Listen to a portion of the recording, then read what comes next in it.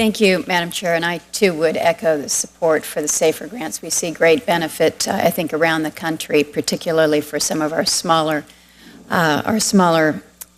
communities.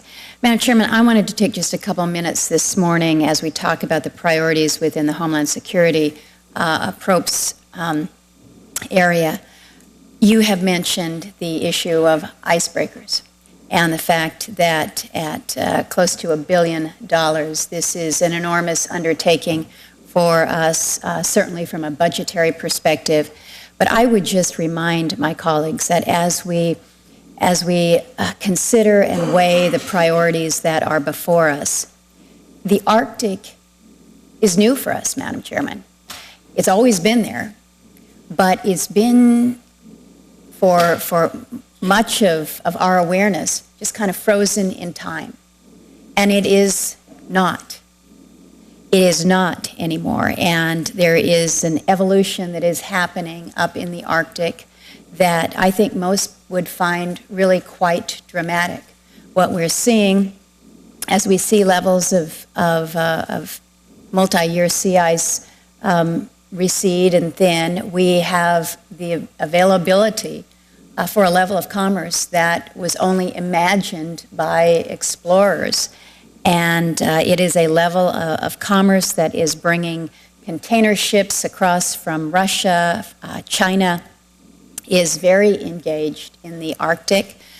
We are seeing cruise ships coming through the Northwest Passage. We are seeing a level of maritime commerce that has really accelerated. We are not even discussing what may be coming our way with our opportunities as it relates to accessing our resources. Close to 20% of the world's known reserves of oil and gas and minerals are believed to be situated in the north. It's always been too difficult to access them. It's still very expensive to do so, but I think it's important for us to recognize that there's a great deal of interest from a lot of different perspectives. So whether or not you're talking about resource development or whether it's just following maritime commerce, tourism, I think it's important for us to recognize that as an Arctic nation, we have a role. And that role comes with search and rescue, as provided by our Coast Guard. That role comes in the event of some kind of environmental disaster. We need to be leading as an Arctic nation, not sitting back. We have an opportunity. Next year, the United States will assume the chair of the the Arctic Council. The rest of the world is going to be looking to see how America leads as an Arctic nation. And right now, they're kind of sitting back and scratching their heads and saying, what are they doing? They got 1.5 icebreakers.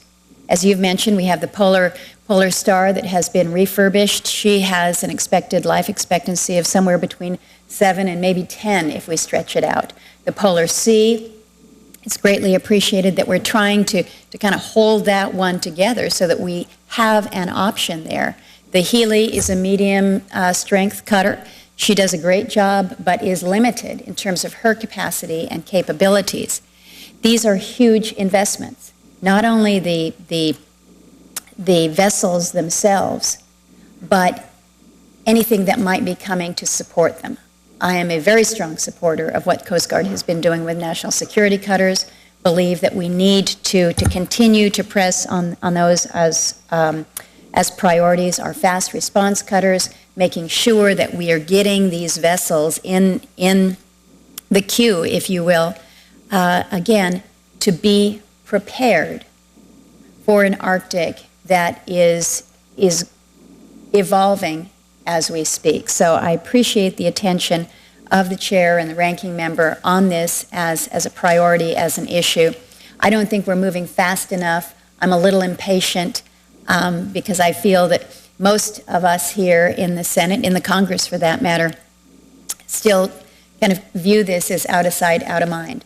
I don't want it to come into our mind if there is something that happens that could be construed as a calamity and we're not prepared for it. So thank you for your attention to it. Thank you. And let me follow up, Senator, if you would work with Senator Coates' staff and my staff to try to come up with a hearing opportunity. We don't have the time before August, but if we could find a hearing opportunity, I would be happy to work with you to conduct a hearing in front of this committee, because the financing of a lot of what you are speaking about is probably going to have to come through our committee. So I think it's appropriate for us to get, as ahead as we can on it. So I'll commit to you to give my time for that if we can come up with a date that you and Senator Coates can work with us on.